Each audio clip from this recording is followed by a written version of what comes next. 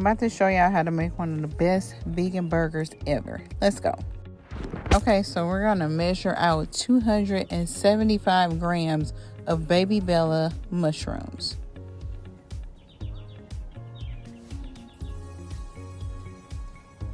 Okay, so put some in, put a little bit more until we get up to close to 275. It's a little bit over, but that's okay. A little bit extra mushroom, it won't hurt. So now we're gonna measure out about 80 grams of walnuts.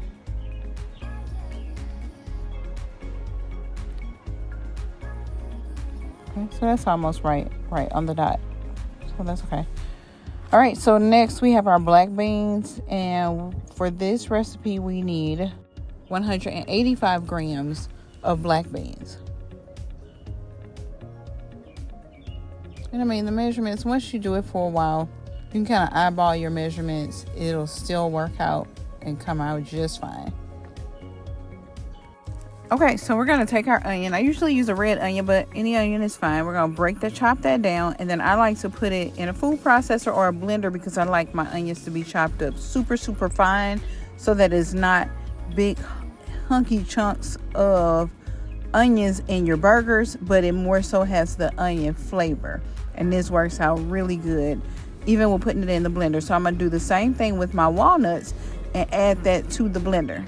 Okay, so I've chopped down my mushrooms, and I also add those to the blender separately so that it turns it into not all the way ground up mushroom, but it breaks those big pieces down a lot more and quicker than you can do with just chopping it up with your hands. And again, you can use a food processor.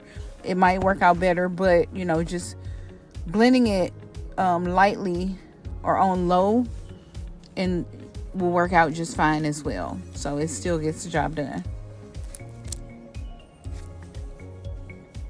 Okay, and so as you can see, that just really broke down those big mushroom pieces. So there's not hunks in it because we really want our meat to mold together. So I'm gonna stir this up a little bit because some of the pieces get stuck in the corners, just so we get an even mixture.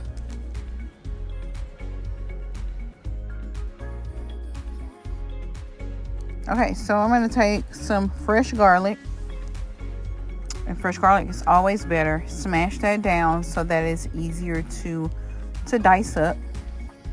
So you want to cut down your fresh garlic really, really, really fine so that mixes well with so that it blends well with your mixture and all your other ingredients. Okay, so we're just going to cut that down.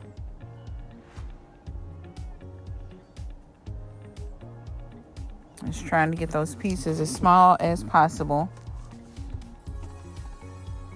Which I'm not like a master mincer, but you get the picture. It's getting the job done. So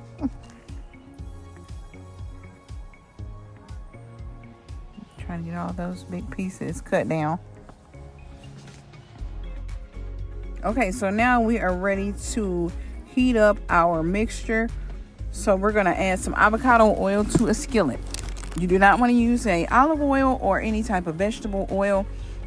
Avocado and grapeseed oil will be your best bet because those are the oils that are good for cooking or when you're heating them up.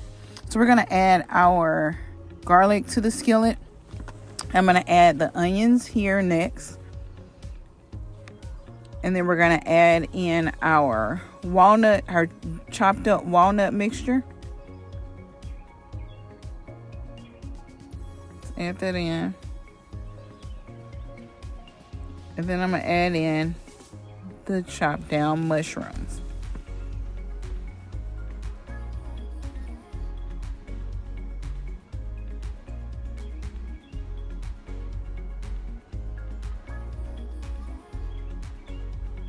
Okay, so now we're going to season this up. I mean, you're always going to see me use some onion powder, some garlic powder, and nutritional yeast.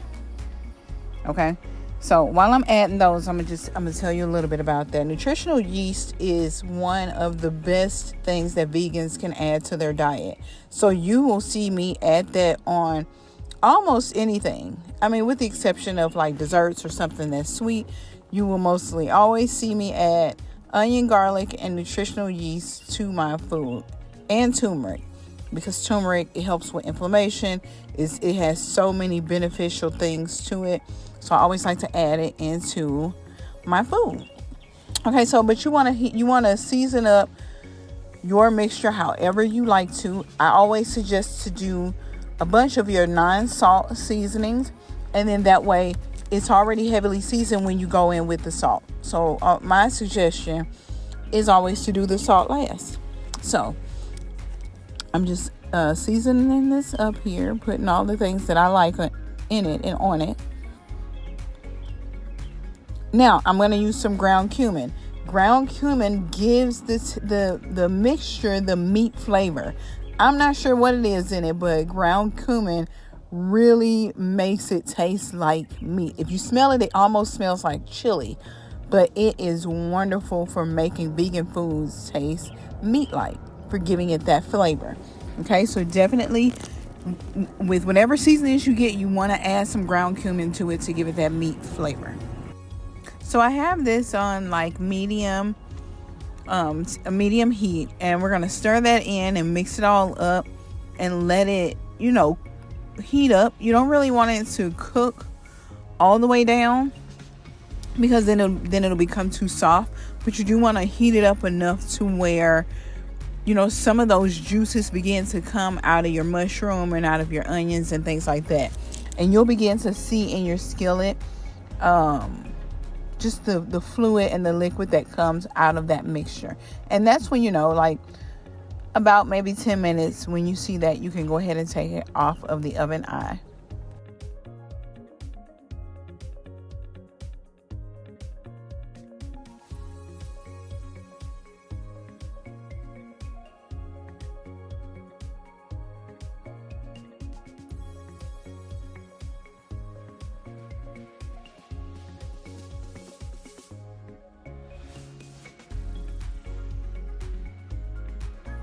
Okay, so we're going to take that mixture now, and we're going to add it to a thick layer of paper towels.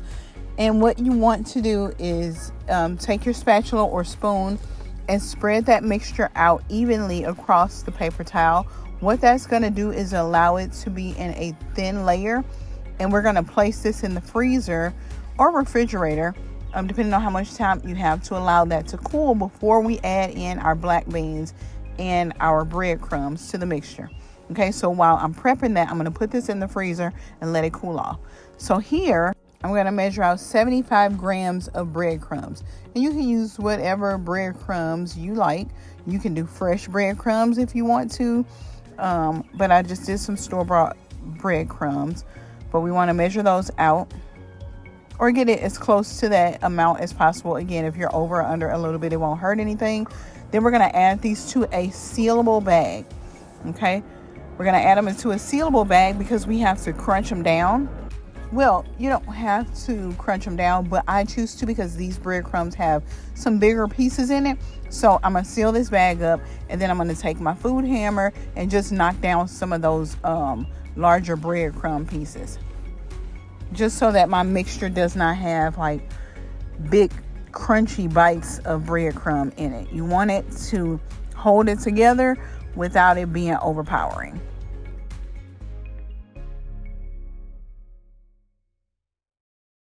Okay, so now we're going to take our measured out black beans and put them on a flat surface, and we're going to proceed to mash them down some.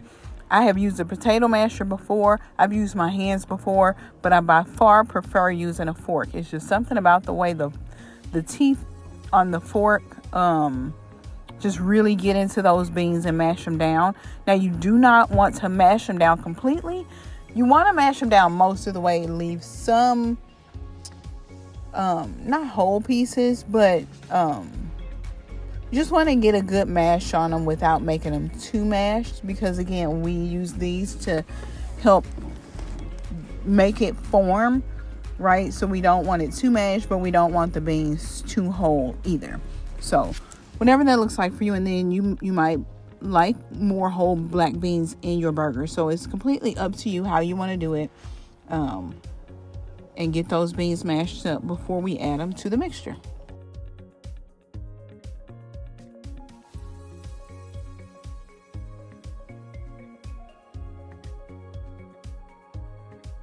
Then here I just wanted to show you guys the ingredients that I use when I make my burger patties. Okay, so now we have taken that mixture out of the freezer. It is nice and cooled off, and we want to carefully peel it away from the paper towels because you do not want chunks of paper towels in your burger patties. Okay, so carefully glove up, and because remember we flattened it out, so we want to peel it away from the paper towel. Okay, so we are going to mix our, kind of break that up some. We're going to add our black beans to the mixture.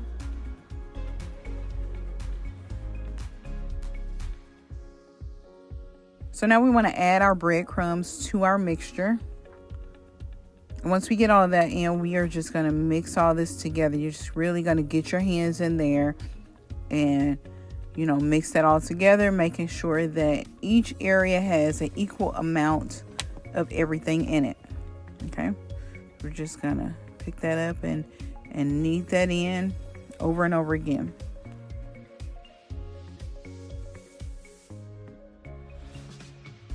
Okay, so I know from doing this so many times that sometimes we need to add a little bit more layer of flavor. Now remember, we only put our salt in at the end, so it doesn't have a lot of saltiness to it.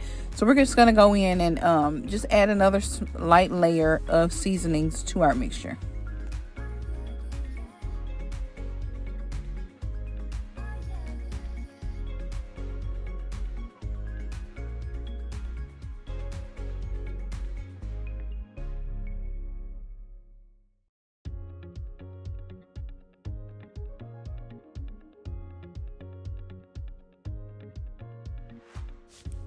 Okay, so then we're going to get our hands back in there and just mix that all in together.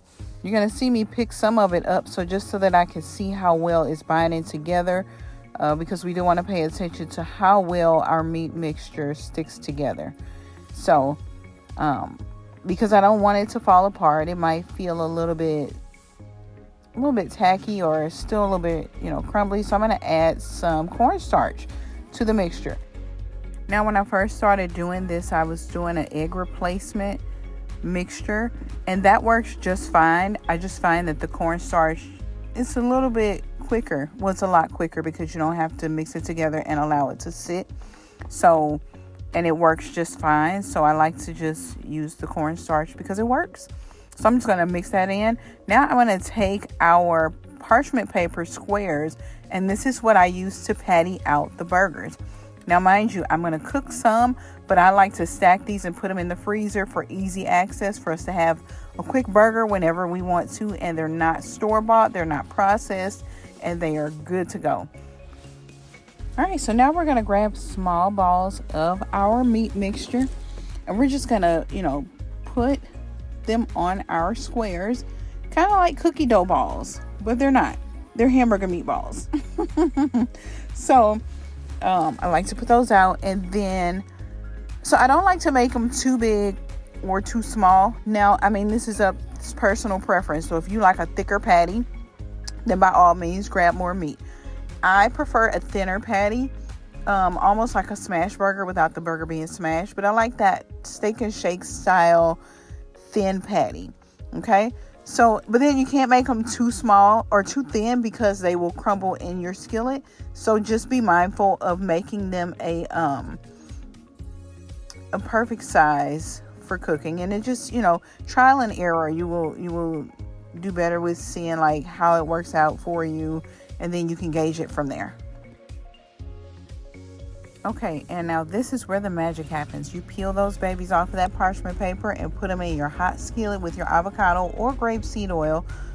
And we are going to cook these on like a medium temperature. So you let one side cook until it's nice and firm and it won't break apart on you, and flip it over. Okay, and then we're going to allow the other side to cook the same way until it is a nice crispy brown, however well you like them done. And then we're going to take them off, and we're going to put them onto a paper towel to allow them to cool before we make up our burger patties. Okay, so now I'm going to take my vegan hamburger buns that I get from Fresh Time Market. They have an awesome line of vegan breads. And then I'm going to take my avocado butter and just put some pieces of butter on my toast. And then I like to put it in the oven on broil. Let it get a little crispiness, a little toastiness on it. I grew up eating my bread for my sandwiches this way. And like I just can't undo it. I can't unknow it. It's just the best way to have a sandwich. Okay, so we're going to put that butter on there. We're going to pop this in the oven on broil on low because we don't want it to burn. Take it out and we have a beautiful brown, crispy, but soft toast. So we're going to add some veganese to our burger, both ends, just to give it, that nice moisture to the bread, because we did put it in the oven and it is toast. So we want to just add some of that moisture back to it. Okay, and then I'm going to add some lettuce to my burger because I am a lettuce girl all day long. So I load my food down with lettuce all the time. But here I'm just going to put a little bit of lettuce, and then I'm going to add some pico de gallo because I did not have tomatoes. But the tomatoes are in the pico, so we had to make it work how we could make it work, and it still turned out just as great. I'm going to add some pickles to my sandwich because who would not add pickles to a hamburger? Okay. I'm going to add my burger patty, and if you look closely at my burger patty, it looks like a heart. It is for love, and this is a heart-healthy food. I mean, like, it does not get any better than that, okay? So I am actually at this time adding some ketchup to my burger. And I forgot my mustard, but, hey, put on there what you like. Put a little bit of onion on there, just because that's what I'm used to doing, and I love it. A little bit more lettuce, and put the top on it, and we are going to cut this thing open, and we are going to enjoy it. Now, I want you guys to go out, and I want you guys to try it. Tell me what you think. Tell me if you love it. And, let's just remember, guys, let's eat to live, okay? Bye. Thanks for joining. Look at that. See you guys later. Bye-bye.